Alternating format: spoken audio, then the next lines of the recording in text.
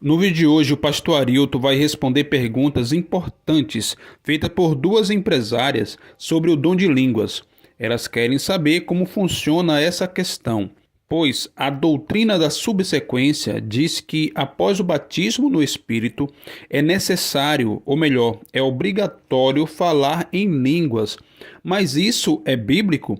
As línguas mencionadas na Bíblia são idiomas maternos ou línguas que não existem? E afinal, que língua é essa que muitas pessoas falam hoje em dia? O pastor Arilton fará uma explicação detalhada, verso a verso, direto da Bíblia. Então assista até o final e deixe seu comentário sobre o que você pensa sobre o dom de línguas. Vamos ao vídeo. Tiesa? Então, pastor, em relação ao batismo, tem lugares que se falam que tem o batismo das águas e tem o batismo do Espírito Santo, que é o dom de línguas, né? E como podemos saber se realmente a pessoa foi batizada no Espírito Santo? Ok. Essa pergunta é muito boa porque ela nos permite explorar um pouquinho mais a respeito do ministério do Espírito Santo. E quando falamos em batismo do Espírito Santo, nós devemos entender que isso começou, o Espírito começou a sua dispensação lá após Cristo ascender aos céus. Então vamos entender um pouquinho como funciona o ministério do Espírito e eu vou chegar nesse ponto que tem a ver com o dom de línguas. Olha o que disse Jesus, a promessa que ele fez em João 7,39. Isto ele disse com respeito ao Espírito que haviam de receber os que nele crescem, pois o Espírito até aquele momento não fora dado, porque Jesus não havia sido ainda glorificado. No plano de Deus não existe hiato, não existem lacunas. Deus estabeleceu um plano perfeito. Então Cristo veio, se encarnou e quando estava terminando o seu ministério terrestre e ele deveria voltar para os céus, ele prometeu o Espírito Santo, o outro Consolador igual a ele. Agora Jesus falou que ele só daria o Espírito quando ele fosse para os céus. E João vai dizer que o Espírito não foi dado enquanto Cristo não foi glorificado. Agora, o que significa a glorificação de Cristo? Significa a volta, o retorno dele para os céus, quando o Pai aceita o sacrifício do Filho em favor da humanidade. Então, quando Cristo volta para os céus e o seu sacrifício é aceito, é aí que Cristo é glorificado. E então ele envia o seu Espírito. O Espírito não fora dado porque Jesus ainda não havia sido glorificado, diz João no capítulo 7. E posteriormente o Espírito foi dado. Vamos a um outro texto de Atos 2,4, que eu vou responder a sua pergunta, Tiesa. Atos 2,4 diz, todos ficaram cheios do Espírito Santo e passaram a falar em outras línguas, segundo o Espírito lhes concedia que falassem. Então, em Atos 2, nós temos o registro histórico que ocorreu lá em Jerusalém, da dotação do Espírito Santo.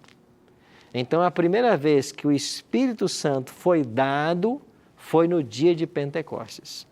O que era Pentecostes? Era uma festa israelita. O povo de Israel tinha 7 festas que eles celebravam ao longo do ano. E uma delas chamava-se Pentecostes. Tinha a festa da Páscoa, a festa dos pães asmos, das primícias. Eram 7 as festas. Uma delas era chamada de festa dos Pentecostes. Essa festa acontecia 50 dias após a Páscoa. Daí a palavra penta, que tem a ver com 50, e costes, que tem a ver com Páscoa. Então, Jesus morreu por ocasião da Páscoa. 50 dias depois da morte de Cristo, veio a festa de Pentecostes. Aí Jerusalém estava recebendo mais uma vez os seus adoradores, judeus de todas as partes que vinham a Jerusalém para celebrar a festa do Pentecostes. Então eles estavam em Jerusalém, os discípulos lá no cenáculo, escondidos, porque estavam sendo perseguidos, nesse momento. E então Cristo disse para eles que eles deveriam ficar em Jerusalém, até que do alto eles recebessem o poder do Espírito Santo. E Atos 2 está descrevendo o momento em que eles recebem o poder do Espírito Santo. E lá em Atos 2 é dito que eles receberam o Espírito e falaram, que diz o texto? Outras línguas. Então aqui está um ponto que a gente tem que observar. O batismo do Espírito Santo é quando uma pessoa é cheia do Espírito. E quando isso acontece? Quando a pessoa se abre, se entrega ao Espírito. Isso pode acontecer em qualquer momento da vida da pessoa. Qual é a evidência que a pessoa foi batizada com o Espírito Santo? Não é o falar línguas. A evidência que alguém está cheio do Espírito é os frutos do Espírito. Essa é a evidência. Então, quem tem o Espírito produz os frutos do Espírito. Agora, em algumas circunstâncias, Deus vai dar para os seus seguidores o dom de línguas. E em que circunstâncias Ele vai dar? Quando houver necessidade delas e quando Deus quiser alcançar alguém com o Evangelho. Por que é que os discípulos em Atos 2 falaram em outras línguas? Porque estavam reunidas em Jerusalém, segundo o texto, 14 nações que não falavam a língua dos discípulos. Tanto é que eles disseram assim em Atos 2, não são estes aí galileus os que estão falando? Como, pois, ouvimos cada um deles falar em nossa própria língua materna? Então, que língua os discípulos falaram? Língua materna de alguma nação das que estavam em Jerusalém no dia de Pentecostes. Então, dom de línguas é a habilidade sobrenatural que Deus dá a alguém para falar uma língua com a qual ele nunca teve contato. E quando houver necessidade para isso. Então, os discípulos falaram línguas que eles nunca haviam estudado.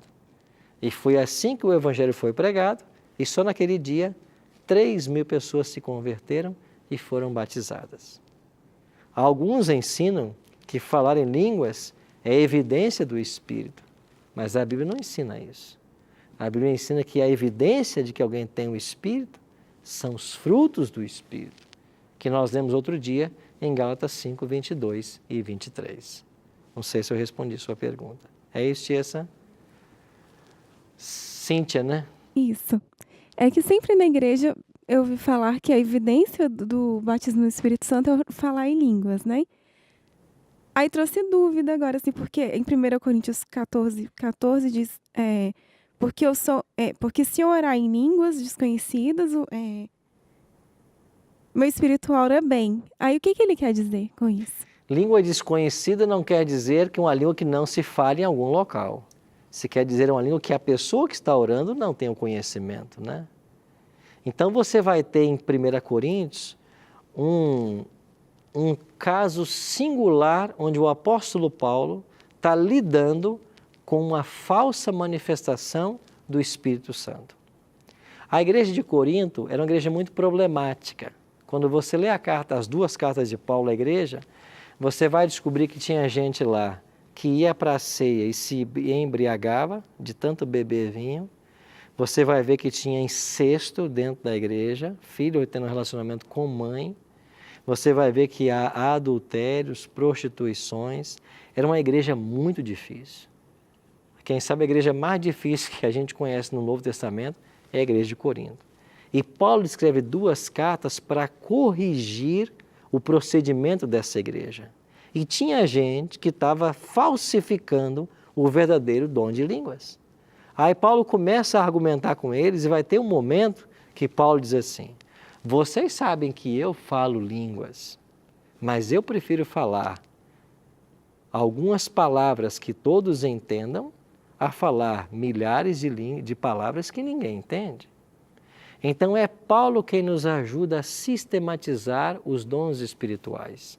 E ele vai dizer em 1 Coríntios 12 que os dons espirituais têm 2 propósitos, edificar e instruir. Então, dom espiritual é dado para isso, edificar e instruir.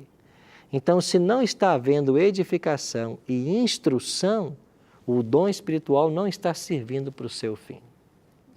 Então, quando a gente olha para o Novo Testamento, não apenas para um texto, mas para todo o Novo Testamento, a gente descobre que houve momentos em que as pessoas falaram línguas.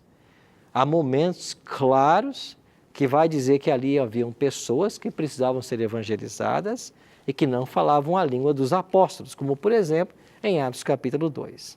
Você vai ter outras ocasiões que vai haver o dom de línguas, mas não se menciona ali que haviam pessoas que falavam outras línguas. Bom, a gente subentende que se o dom foi dado, é porque havia necessidade. Porque deixa eu perguntar para vocês, que necessidade tem Deus agora de me dar o dom de falar, por exemplo, numa língua russa? Se todos vocês entendem o português, por que Deus vai me fazer falar uma outra língua que não é a língua que vocês entendem? E quando hoje existem manifestações em muitas igrejas, pretensos dom de línguas, a pergunta que eu faço, a língua que está sendo falada ali é materna de qual nação? É o inglês? É o japonês? É o chinês? É o coreano? Que língua é aquela? Aí você, quando entrevista as pessoas, e eu já entrevistei várias, a resposta é a mesma. Eu não sei o que eu falei. Você fala línguas? Fala. O que você fala? Eu não sei. A pessoa não sabe o que ela falou. Se eu não sei o que eu estou falando, e se quem está ouvindo não entende, como é que nós podemos preencher os dois requisitos que Paulo dá para nós, de que o dom espiritual tem que edificar e tem que instruir a igreja? Então nós temos que pensar com mais carinho a respeito desse assunto. Agora, pastor, por que então que as pessoas falam? Eu vou dizer para você. Porque quando a gente chega no movimento pentecostal ou neopentecostal, todo mundo ensina que quem fala línguas é porque foi batizado com o Espírito Santo. Eu já vou te dar a palavra, Fernando, pode perguntar. Já respondeu. Então, ensina-se no movimento que todo mundo que fala línguas é porque foi batizado com o Espírito Santo. E quem não fala é porque não foi batizado. Aí a pessoa se sente numa pressão tão grande por falar, que em dado momento, em algum momento da vida dela, ela vai começar a falar coisas que nem ela mesma entende.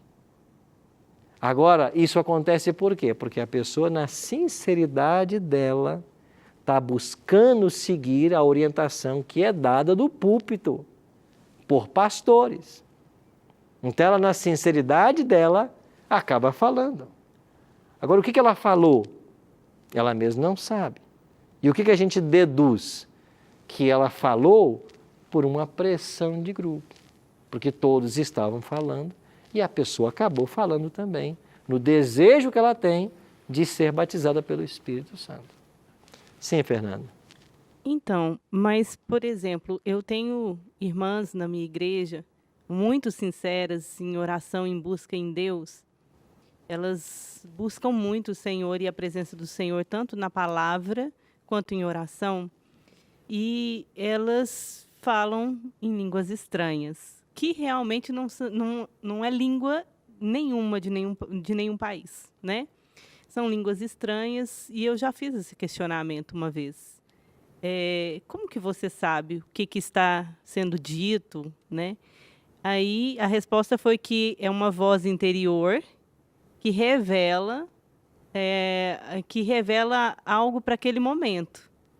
Mas é uma voz que fala com ela interiormente, né? Aí eu falei, mas você tem certeza que isso realmente vem, né, do Espírito Santo? Aí ela crê fielmente que é do Espírito Santo. Então ela diz que é uma voz interna que fala com ela e ela revela essa palavra em línguas estranhas, mas não é nem o alemão, nem o inglês, né? É uma língua estranha. Então eu falo assim, e são pessoas que eu tenho certeza que são sinceras em busca de Deus, em ajudar o próximo, né, a conhecer a palavra. E o que significa? Por que isso, né? É o que eu acabei de dizer para você. Não quer dizer que a pessoa que fale não seja uma pessoa sincera. Até porque ninguém está aqui para julgar ninguém. O que eu estou dizendo para você é que a palavra estranha que você usou e que se usa no pentecostalismo, língua estranha, ela não tem na Bíblia. Na Bíblia não existe a palavra língua estranha. O que tem na Bíblia é outras línguas. Então, essa palavra outro que nós já estudamos hoje, alós e heterós, outra língua, é isso que se tem na Bíblia. Estranha, não se tem. E eu volto à questão do apóstolo Paulo, que é quem sistematiza melhor os dons espirituais, porque Paulo apresenta 3 listas para nós. 1 Coríntios 12, Romanos 12 e Efésios 4. Nesses 3 capítulos, Paulo ensina a respeito dos dons espirituais. E aí eu volto a dizer, qual é a finalidade que Deus vai fazer você falar uma língua que nem você nem ninguém entende? Por que motivo? Você vai falar isso para quê? Quando a gente entende que dom de língua na Bíblia é a capacidade de falar uma língua que você nunca entrou em contato com ela e com a finalidade de pregar o Evangelho, de instruir as pessoas. E o melhor modelo que nós temos na Bíblia é a primeira ocorrência em Atos capítulo 2.